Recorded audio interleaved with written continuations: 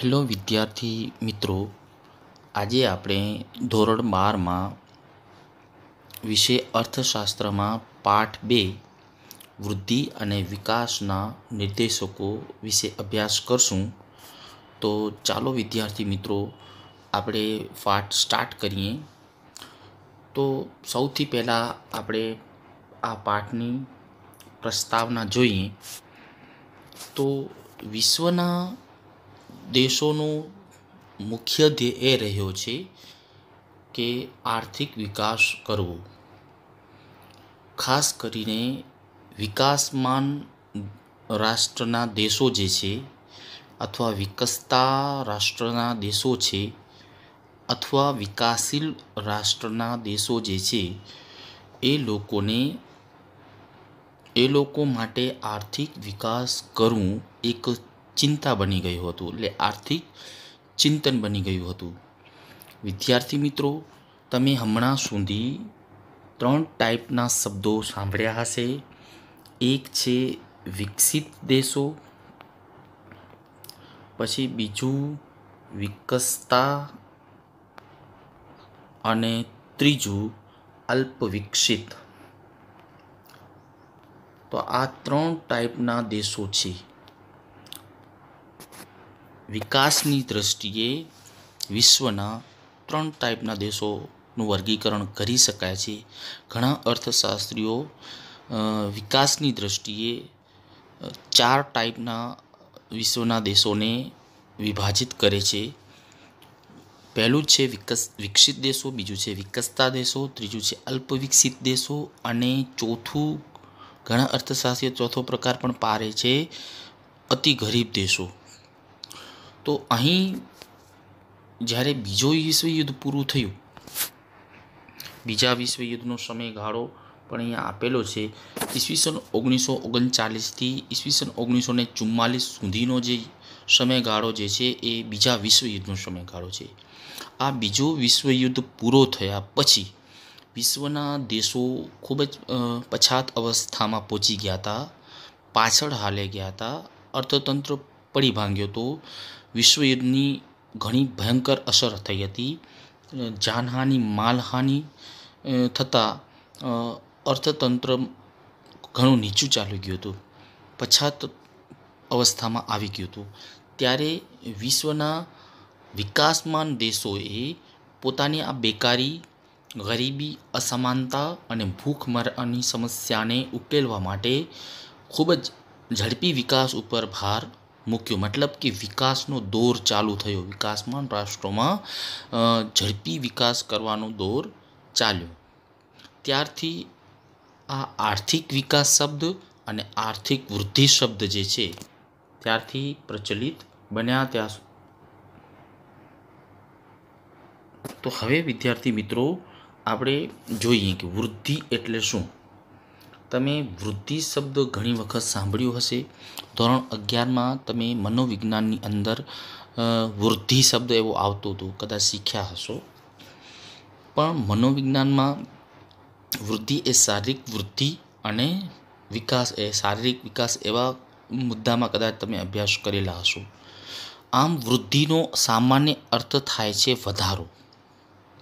આપણી ભાષામાં કહીએ તો વૃદ્ધિ એટલે વધારો. પરંતુ અહીં આપણો વિષય અર્થશાસ્ત્ર છે, એટલે વૃદ્ધિ એટલે આર્થિક વૃદ્ધિ એવા અર્થમાં યુઝ કરવાનો છે, ઉપયોગ કરવાનો છે. તો વધારો એટલે શેમાં વધારો? પ્રશ્ન એ થાય, જો વૃદ્ધિ એટલે વધારો, તો વધારો શેમાં થાય? તો રાષ્ટ્રીય આવકમાં અને માથાદીઠ આવકમાં વધારો થાય તો એને કહેવાય વૃદ્ધિ. એકદમ સિમ્પલ છે. દેશની રાષ્ટ્રીય આવક, દેશની કુલ આવક અને માથાદીઠ આવક એટલે એક વ્યક્તિની આવકમાં દર વર્ષે વધારો થતો દેખાય તો સમજી લેવાનું કે એ દેશ આર્થિક વૃદ્ધિ કરી રહ્યું છે. હવે એને થોડુંક વિસ્તારથી સમજીએ તો ઉત્પાદનના જે 4 સાધનો છે, ધોરણ 11માં તમે અભ્યાસ કરી ગયા કે ઉત્પાદનના 4 સાધનો કયા છે? તો જમીન, શ્રમ, મૂડી અને નિયોજક એ ઉત્પાદનના 4 સાધનો છે. તો ઉત્પાદનના 4 સાધનોનો ઉપયોગ શું છે? તો ઉત્પાદનના 4 સાધનો દ્વારા ઉત્પાદન કરવામાં આવે છે. આપણે એ જાણીએ છીએ. ઉત્પાદનના 4 સાધનોથી ઉત્પાદન કરવામાં આવે છે. અને એ ઉત્પાદન, એનું જે ઉત્પાદન થાય છે, તો એ ઉત્પાદનમાં અને એની સાથે એની ગુણવત્તામાં બંનેમાં વધારો થાય. જો વૃદ્ધિ એટલે વધારો, તો શેમાં વધારો? તો ઉત્પાદનમાં થતો વધારો, અને સાથે સાથે એ વસ્તુઓ બને છે તો એની ક્વોલિટી જે છે એમાં પણ વધારો થાય છે, સુધારો થતો હોય તો એને પણ આર્થિક વૃદ્ધિ કહેવામાં આવે છે. હવે બંને અર્થને ધ્યાનમાં લઈએ તો એ ટૂંકમાં કહી શકાય કે વૃદ્ધિ એટલે ઉત્પાદકતામાં વધારો. પછી બીજી રીતે એમ પણ કહીએ છીએ કે સાધનોના પુરવઠામાં વધારો, મતલબ કે જમીન, શ્રમ, મૂડી, નિયોજક એ સાધનો જે છે એનો જે સાધનો દ્વારા શું બને છે, વસ્તુઓ બને છે, તો એનો જે પુરવઠો બને છે તો એ પુરવઠામાં થતો વધારો. પછી સાધનોની પ્રાપ્તિમાં, ઉત્પાદનના સાધનો જે છે એ ઘણા મળતા હોય એની પ્રાપ્તિમાં, દાખલા તરીકે જમીન, મૂડી વધારે મળતી હોય, નિયોજકો વધારે મળતા હોય, શ્રમિકો વધારે મળતા હોય, તો એ સાધનોની પ્રાપ્તિ, ઉત્પાદનના સાધનોની પ્રાપ્તિમાં પણ વધારો, તો આમાં પણ વધારો થાય છે. પછી દેશની અથવા દેશમાં ઉત્પાદનમાં વપરાતા સાધનોની જે કાર્યક્ષમતા જે છે, જો કાર્યક્ષમતા, કામ કરવાની ક્ષમતા, એબિલિટી, તો એમાં પણ વધારો થતો હોય. તો અહીં અર્થની અંદર દરેકમાં વધારો શબ્દ વારંવાર આવે છે. તો એ વધારો જે છે એને જ કહેવાય આર્થિક વૃદ્ધિ. મતલબ ઉત્પાદકતામાં વધારો થયો, પુરવઠામાં વધારો થયો, સાધનોની પ્રાપ્તિમાં વધારો થયો, અને ઉત્પાદનના વપરાતા સાધનોની કાર્યક્ષમતામાં એટલે કે એની શક્તિમાં વધારો થતો હોય, કામ કરવાની ઉત્પાદક ક્ષમતામાં વધારો થતો હોય. અને એને લીધે, આ બધામાં વધારો થવાને લીધે દેશની રાષ્ટ્રીય આવક જે છે, વાસ્તવિક રાષ્ટ્રીય આવક અને માથાદીઠ આવકમાં સતત વૃદ્ધિ થતી હોય તો એને જ કહેવાય છે આર્થિક વૃદ્ધિ. આમ આર્થિક વૃદ્ધિ જે છે એ કેવો ખ્યાલ છે? તો પરિમાણાત્મક, મતલબ કે એના પ્રમાણમાં વધારો થતો હોય છે. પરિમાણ શબ્દ રહેલો છે પરિમાણાત્મકમાં, મતલબ કે એના પ્રમાણમાં, એટલે કે એની સંખ્યામાં વધારો થતો હોય. ઉત્પાદકોની સંખ્યા, ઉત્પાદનની સંખ્યા, ઉદ્યોગોની સંખ્યા, બરાબર. એટલે આ બધામાં વધારો થાય છે. એટલે એ ખ્યાલ જ કેવો છે? પરિમાણાત્મક ખ્યાલ. પછી દેશની આર્થિક વૃદ્ધિ જે છે એ વધુ ઉત્પાદન અને કાચી રાષ્ટ્રીય પેદાશમાં દર વર્ષે થતો વધારો દર્શાવે છે. ઉપરના અર્થ ઉપરથી જ એ સાબિત થાય છે કે વૃદ્ધિ જે છે એ ખાસ કરીને આર્થિક વૃદ્ધિથી વધુ ઉત્પાદન થાય છે, અને એના લીધે રાષ્ટ્રીય પેદાશ, જો અહીંયા રાષ્ટ્રીય પેદાશ એટલે ઉત્પાદન, અને વધુ ઉત્પાદન અને કાચી રાષ્ટ્રીય પેદાશ, તો એ બંનેમાં દર વર્ષે વધારો થતો હોય છે. અને જેના લીધે જે તે દેશની સ્થિતિ કેવી બને છે?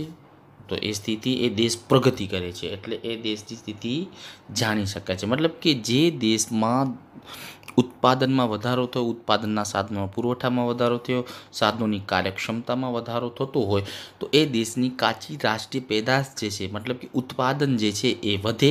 અને આવું જે વધારો દેખાતો હોય આખા દેશમાં, તો આપણે એમ કહી શકીએ એ દેશ પ્રગતિ કરી રહ્યો છે, એ દેશની સ્થિતિ સારી થઈ જઈ રહી છે. તો આ રીતના આર્થિક વૃદ્ધિના ખ્યાલથી આપણે એક દેશની બીજા દેશની આર્થિક સ્થિતિ સાથે તુલના કરી શકીએ છીએ કે કયો દેશ વધુ પ્રગતિ કરી રહ્યો છે, મતલબ કે એની સ્થિતિ કયા દેશની સારી છે. પછી એ બે દેશનું મૂલ્યાંકન પણ કરી શકાય છે, મતલબ કે તુલનામાં સમય સાથે તુલના કરી શકાય અને વર્ષ સાથે તુલના કરી શકાય છે. આપણે આપણા દેશની પ્રગતિ અથવા વૃદ્ધિ જાણવી હોય તો ગયા વર્ષ કરતાં કેટલો વધારો થયો, અને હાલમાં કેટલો વધારો થઈ રહ્યો છે. તો આ રીતના આપણા દેશની આર્થિક સ્થિતિ જાણી શકાય છે. ભવિષ્યમાં કેટલો વધારો થશે એના અંદાજો પણ બાંધી શકાય છે. અને એ શેના લીધે? તો એક જ ખ્યાલ છે, આર્થિક વૃદ્ધિના ખ્યાલથી આપણે આ આર્થિક સ્થિતિ, તમામ દેશોની આર્થિક સ્થિતિની તુલના કે મૂલ્યાંકન કરી શકીએ છીએ. હવે છે આર્થિક વૃદ્ધિની વ્યાખ્યા. તો વિદ્યાર્થી મિત્રો, આર્થિક વૃદ્ધિની વ્યાખ્યા, આ બે આપણે અર્થો જોયા, એ અર્થ ઉપરથી જ આપણને આર્થિક વૃદ્ધિની વ્યાખ્યા મળી જાય છે. તો એમાં જો સાવ સિમ્પલ છે, આર્થિક વૃદ્ધિ એટલે રાષ્ટ્રીય આવકનો વૃદ્ધિ દર અથવા વસ્તુઓ અને સેવાઓના ઉત્પાદનમાં થતો વધારો. સાવ સિમ્પલ છે કે આર્થિક વૃદ્ધિ એટલે વધારો. હમણાં આગળ જોયું અર્થમાં. તો મતલબ કે શેમાં? તો દેશની વસ્તુઓ અને સેવાઓના ઉત્પાદનમાં થતો વધારો. ચીજ વસ્તુઓ અને સેવાઓ બને છે, ઉત્પાદિત થાય છે, તો એ ઉત્પાદનના પ્રમાણમાં વધારો થાય છે. કારણ કે વૃદ્ધિનો અર્થ જ થાય છે વધારો. તો જો ઉત્પાદનના સાધનો વધે તો ઉત્પાદન વધે, નવા નવા ઉદ્યોગો ખુલે, નવી નવી કંપનીઓ ખુલે, નવા નવા કારખાના ખુલે. પછી એ કારખાનામાં નવા નવા શ્રમિકો, નવા નવા નિયોજકો, નવી જમીન, મતલબ કે ઉત્પાદનના સાધનોમાં વધારો થાય, તો સાથે ઉત્પાદનમાં પણ વધારો થાય. અને એના લીધે ચીજવસ્તુઓ અને સેવાઓ એમાં બને છે, ઉદ્યોગોમાં, કારખાનાઓમાં, તો એના ઉત્પાદનમાં પણ વધારો થાય છે. આવી વ્યાખ્યા કોણ આપે છે? Professor Hansen. પછી બીજી વ્યાખ્યા જે છે એ સરકારને જે તે દેશની સરકારને લગતી વ્યાખ્યા છે. કારણ કે આ પ્રજાને વધુને વધુ વૈવિધ્યપૂર્ણ આર્થિક ચીજવસ્તુઓનો પુરવઠો પૂરો પાડવાની દેશની શક્તિમાં લાંબા ગાળા માટે થતો વધારો આર્થિક વૃદ્ધિ છે. જો પ્રજા એટલે કે જે તે સરકાર જે છે એની રહેલી પ્રજા, દાખલા તરીકે ભારત, તો ભારતમાં લોકોને જેમ બને તેમ વધુમાં વધુ વસ્તુઓ મળે. મતલબ કે આપણા દેશમાં વધુમાં વધુ નવી નવી વેરાયટી વાળી વસ્તુઓ બનતી હોય, એને કહેવાય વૈવિધ્યપૂર્ણવાળી વસ્તુઓ બનતી હોય, અથવા એ વસ્તુઓની માંગ છે. આપણે નવી નવી વસ્તુઓની ડિમાન્ડ પૂરી કરવાની આપણા દેશની શક્તિ એટલે માં લાંબા ગાળા સુધી જો વધારો થતો હોય તો એ શું છે? આર્થિક વૃદ્ધિ છે. જો એવું જ કહેવા માંગે છે. બીજી વ્યાખ્યા સાયમન કુઝનેટ્સે આપેલી વ્યાખ્યા છે કે નવા નવા ઉદ્યોગો દ્વારા નવી નવી ચીજવસ્તુઓ બનશે અને નવી નવી ચીજવસ્તુઓનો પુરવઠો ઊભો થશે. અને આ ચીજવસ્તુઓનો પુરવઠો જે છે એ જે તે દેશમાં રહેલા નાગરિકોને સરકાર પૂરું પાડશે. મતલબ કે એની જો પાડી શકતી હોય ને દર વખતે નવી નવી વસ્તુઓ પાડી શકતી હોય અને એ લાંબા સમય સુધી આ પ્રક્રિયા ચાલુ રહેતી હોય તો એને પણ આપણે આર્થિક વૃદ્ધિ કહી શકીએ છીએ. બરાબર, સાયમન કુઝનેટ્સે આવી વ્યાખ્યા આપી છે. હવે પછી છે આર્થિક વૃદ્ધિના ખ્યાલની મર્યાદા. તો પહેલી જ મર્યાદા છે કે આ ખ્યાલ જે છે માત્ર પરિમાણાત્મક પરિવર્તનોને જ ધ્યાનમાં લે છે. મતલબ એવું કે પરિમાણાત્મક પરિવર્તનમાં પરિમાણ એટલે કે વધારો. દાખલા તરીકે ઉદ્યોગોની સંખ્યા, ઉત્પાદનમાં થતો વધારો, રાષ્ટ્રીય આવકમાં થતો વધારો, માથાદીઠ આવકમાં થતો વધારો, આવી બાબતો જે છે એ પરિમાણ કહેવાય. એટલે કે પ્રમાણ અથવા ટકાવારી પ્રમાણ, મતલબ કે સંખ્યામાં થતો વધારો સૂચવે છે, જ્યારે ગુણાત્મક બાબતોને ધ્યાનમાં લેતું નથી. પછી બીજી મર્યાદા છે, આ ખ્યાલમાં માત્ર રાષ્ટ્રીય આવક અને માથાદીઠ આવક જ વધે છે. સંસ્થાકીય કે મનોવૈજ્ઞાનિક વલણો યથાવત રહે છે. મતલબ કે રાષ્ટ્રીય આવક અને માથાદીઠમાં માત્ર વધારો સૂચવે છે, જ્યારે સંસ્થાના વલણો અને મનોવૈજ્ઞાનિક વલણો, મતલબ કે આપણા દેશની અંદર ઘણી બધી જુદી જુદી સંસ્થાઓ આવેલી છે તથા ઘણા બધા મનોવૈજ્ઞાનિકો છે. તો સરકારની આર્થિક નીતિઓમાં, અંદાજપત્રોમાં અથવા યોજનામાં કયા કયા ફેરફારો આવી રહ્યા છે અથવા એમાં કયા સુધારા થઈ રહ્યા છે એ બધું જાણી શકાતું નથી. મનોવૈજ્ઞાનિકો જાણી શકતા નથી. મતલબ કે એના વલણો યથાવત રહે છે.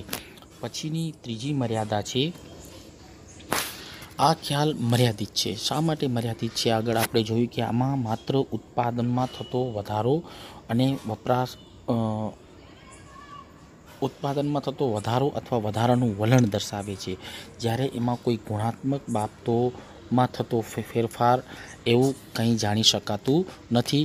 મતલબ કે લોકોની સુખાકારીમાં થતો સુધારો કે જીવન ધોરણમાં થતો સુધારો એ જાણી શકાતું નથી, અથવા સુખાકારી કે જીવન ધોરણમાં સુધારો થતો નથી, માત્ર વધારા સાથે સંબંધ ધરાવે છે. હવે ચોથો જે છે, લોકોનું કલ્યાણ અને તેમાં થતા ફેરફારો એ જાણવા માટે આ ખ્યાલ ઉપયોગી નથી. લોકોનું કલ્યાણ ધોરણ 11માં તમે શીખી ગયા છો કે લોકોનું કલ્યાણ એટલે શું? તો લોકોનું કલ્યાણ મતલબ કે લોકોના સુખમાં વધારો થાય, લોકોની સુખાકારીમાં વધારો થાય તો એ લોકોનું કલ્યાણ થયું કહેવાય. અથવા એમાં ફેરફારો થાય, મતલબ કે સુધારાઓ થાય. લાઈફસ્ટાઈલ જે છે, આપણી લાઈફસ્ટાઈલ સુધરતી હોય, આપણું જીવન ધોરણ સુધરતું હોય તો એ આપણું કલ્યાણ થઈ રહ્યું છે.